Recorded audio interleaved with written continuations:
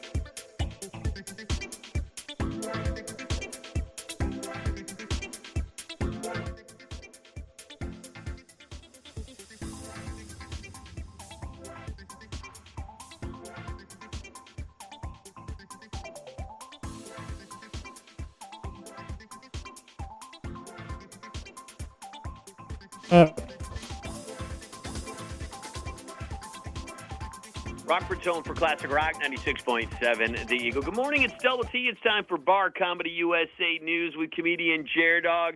Dog, what's happening today, buddy? Hey, good morning, Double T. I gotta tell you, I've got a love-hate relationship building up inside me right now. Okay, that sounds interesting. What's going on? It's going to be a comedy of contradictions. You know, I love my family. I love traveling with my family. However, after spending 20 years doing that, you know, they're all excited, and this is going to be a big adventure for them. And for me, it's more like Groundhog's Day, except instead of reliving the same day over and over, I'm just going to be stuck in an endless loop of hotel rooms and convenience store food farts.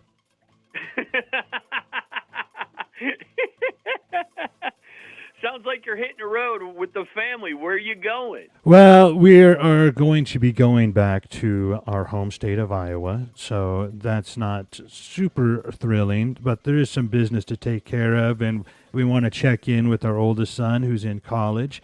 You know how that can be. But, you know, it's also the summertime. And the summertime, you've got a lot of comedians out there traveling on the road. And you might want to buckle up, folks, because today we'll dive into the crazy world of that. What's harder, traveling with your family or traveling as a comedian? I think it is traveling with comedians because they are a whole other level of dysfunctional family in and of themselves. Well, and at least like your family and your kids, you know, they may listen a little bit. But, you know, comedians, they're not going to pay attention. They're just going to do their own thing. That's right. You know, not once have I ever been able to travel with a comedian, pull over on the side of the highway to spank their ass. Don't make me pull this car over. I never did that with my kids either. That's a joke, Double T. I figured you're too good of a guy. You wouldn't do that. Now, my wife, on the other hand, that's a different story. Oh, but let me tell you, either way, it's like a never-ending roller coaster, you know, with side of turbulence. Well, and at least when you're traveling with comedians, you know the end game is going to end up being a party where, you know, when you're with your family, you're not going to get that party at the end to kind of help kill the pain of the travel. That's a really good point, Double T. You know, when you're a rising comedian, hitting the road means you're one step closer to achieving your dreams. You know, you get to perform in front of new audiences. You're meeting other funny people. You get paid to do what you love. You get to do it all with your other fellow comedians. You know, it's like being a rock star, except instead of groupies, you've got middle-aged dudes with dad bods who want to buy you a beer after the show. The accommodations when you're on the road as a comedian and with your family, which is better? Well, it's definitely when you're on the road with your family. You know, I try to spare no dime when it comes to traveling with my family, and mostly that's just to avoid complaints.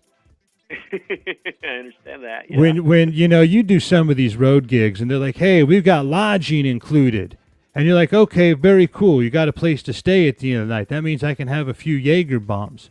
And then the next morning, it still feels like you woke up in jail. The old comic condo, right? The old comic condo. I wake up some of these comedy condos and I'm waiting for somebody to bail me out, and they're like, "No, you're free to go. This is you're not stuck in here." And I'm like, "Oh, it seemed like it was a prison. Concrete walls and bars over the windows. I didn't know where the heck I was." When you're out on the road as a up and coming comedian, just getting going, what kind of daily budget do you have to live on?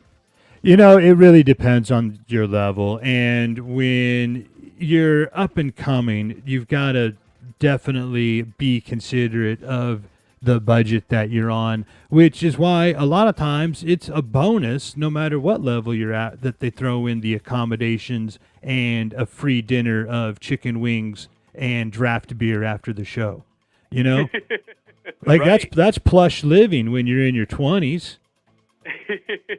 You're like, I get free wings and beer. I am in. You're totally in. But you know, here it's not all party, it's not all fun and games. Like you can travel all day long, and it doesn't even begin to cover the harsh realities of being a comedian on the road. You know, I'm talking about the times you drive 6 hours straight, step onto the stage, and bomb harder than a World War II bunker. Oh, ouch. You know, That's not good. no, that can be a tough pill to swallow. It's part of the game, but you're at the mercy of the comedy gods. You can do everything right. You can eat a healthy breakfast, take a nap on the plane, even meditate in the green room, and still end up eating it on stage. What's the smallest crowd you've ever played for? Oh, that's a good question, Double T. There was a crowd of 3 people one time at a club when there was a blizzard so hard that it kept people from arriving, but the 3 people that were there were stuck. They couldn't go anywhere, so they might as well stay for the show. That's the kind of captive audience I like. I can just sit down at their table. They're forced to listen to my ranting and raving. Did you do that? Did you go down and just get a table and do your act just there sitting? That's the only thing that made sense. You know, the microphone is pointless You're right. in a situation like that. There's only 3 of us here. Let me make sure I amplify my voice. That's the whole thing, Double T. Like when you're a traveling comedian on the road, whether it's nice weather like it is here in the summertime coming up, or whether it's in the wintertime in the Midwest, a blizzard hits, no matter what, it's a game of craps. Except instead of throwing dice, you're gambling with your livelihood. That is true. What other kind of hardships do you have? Are there any comparable between traveling with the family and traveling as a comedian? Well, you know, either way, you've got an audience that's like a pack of wild animals. You know, they're ready to pounce at the slightest hint of weakness.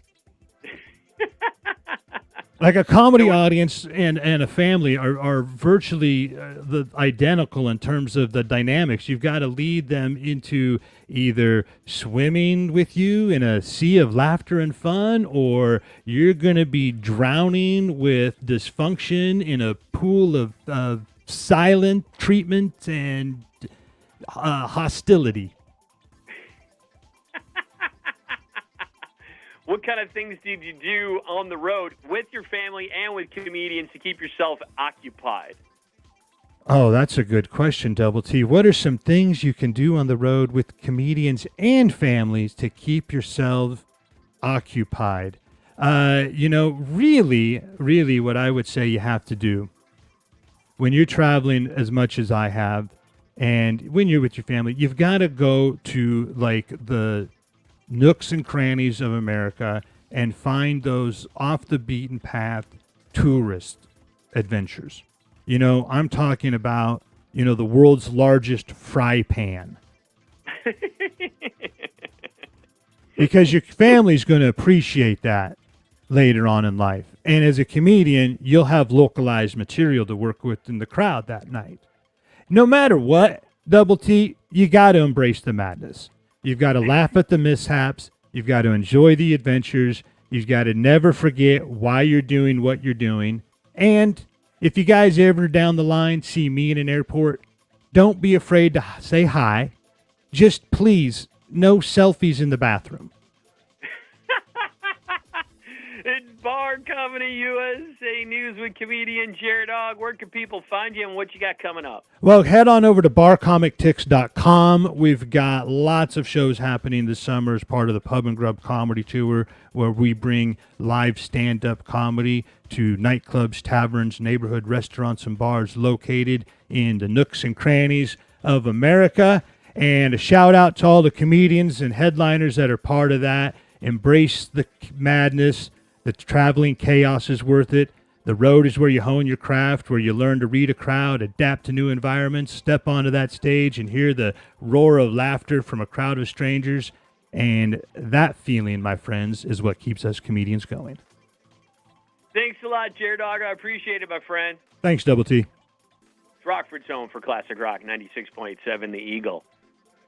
You almost got poetic there. Yeah.